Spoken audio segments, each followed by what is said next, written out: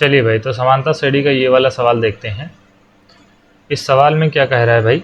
इस सवाल में कह रहा है कि एक समांतर श्रेणी के प्रथम 14 पदों का योग, यानी कि S14 की बात कर रहा है। तो प्रथम 14 पदों का योग दिया है 1505।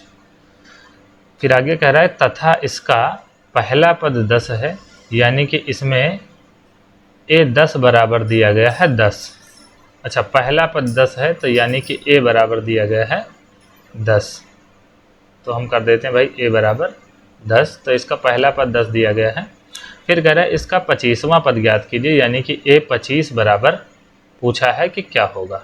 ठीक भाई, तो अब S14 बराबर 1505 दिया है और हमारे पास में भाई Sn का फार्मूला होता है n/2 और 2a plus n-1 into D, ये होता है भाई।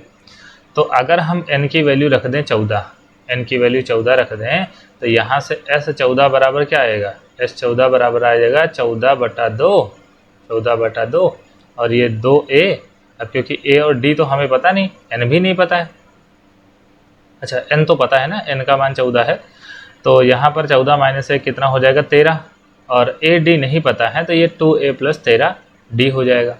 और अगर हम इसको 2 से काट दें तो 2 सते 14, तो ये हो जाएगा 7 और ब्रैकेट के अंदर 2a प्लस 13d। ठीक भाई, और फिर 7 का गुणा करवा दें अगर हम, और S14 बराबर दिया गया है 1505। ठीक, तो ये हो जाएगा 1505।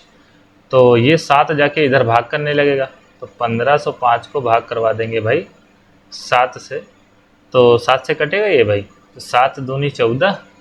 अगर हम काटें तो भाई 7 दूनी 14 और 1 बचा तो 10 हो गया, तो 7 एक कम 7 और फिर 3 बचा। ठीक, 3 बचा तो ये हो गया 7 बची 35, यानी कि 2a प्लस 13d बराबर कितना हो गया? 215। और ये हो गया समीकरण नंबर 1। ठीक भाई, ये हो गया समीकरण नंबर 1। अब यहाँ पर देखिए हमें a बराबर 10 भी दिया गया था, है ना? a बराबर 10 दिया गया था, तो अगर हम a बराबर 10 रख दें, यानी कि समीकरण 1 में a बराबर 10 रख दें, तो ये हो जाएगा 2 गुणे 10 प्लस 13d बराबर 215। तो ये हो जाएगा 10 दूनी 20 और उधर 215 से जाके घटने लगेगा, तो 215 माइनस 20, 215 माइनस 20 और इधर क्या बचा? इधर बचा 13d। तो 215 में से 20 जाएगा तो भाई कितना बचेगा? ये बचेगा 195, है ना? ये क्या बचेगा? 195 बचेगा और इधर बचा है 13d। ठीक, 13d बराबर 195। फिर अगर हम 13 से इसको काटें तो भाई 13 एक कम 13, 13 पची 65 और d का मान कितना आ गया? d का मान आ गया 15।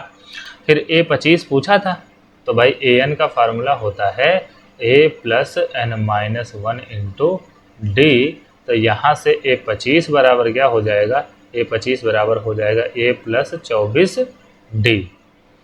तो अब ये हो जाएगा भाई, a का मान क्या आया है? a का मान आया है 10 और प्लस और 24 गुणे d का मान कितना आया? d का मान आया है भाई 15। तो ये हो गया 15। तो ये 10 और 15 से इसका गुणा करवाएंगे तो 15 चौके 60 और 15 दूना 30, 30 छः 36। अब भाई 360 में 10 जोड़ देंगे तो ये हो जाएगा 370। तो इसका जो 25वां पद है वो क्या हो गया भैया? वो हो गया 370।